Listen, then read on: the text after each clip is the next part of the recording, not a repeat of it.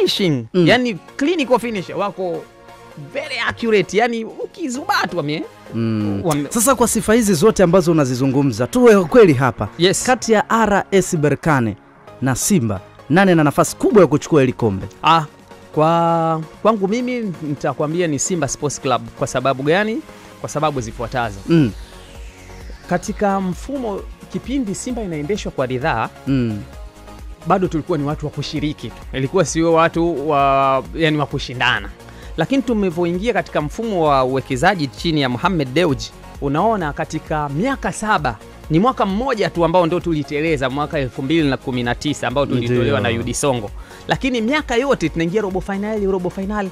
Lakini kwa msimu huu tunaona robo finali, nusu finali, finali. Mpaka wakati mwingine nasema hili kombe naliona kabisa linakuja Tanzania. Matokeo ya kesho unayoonaje? Matokeo ya kesho asilimia kubwa na hapa 50 kwa 50. 50 kwa 50, ngapi kwa ngapi pengine? Yeah, of course, yani 1-1, 2-2, na hata ikiwezekana kushinda naweza nikashinda, kwa sababu zamani Simba Sports Club kushinda away katika mashindano ya CAF ilikuwa ni ngumu mno. Lakini more enough kipindi cha hivi karibuni unakuta timu ni kawaida, tumemfunga Sfaxien, tumeenda kudraw na Bravo.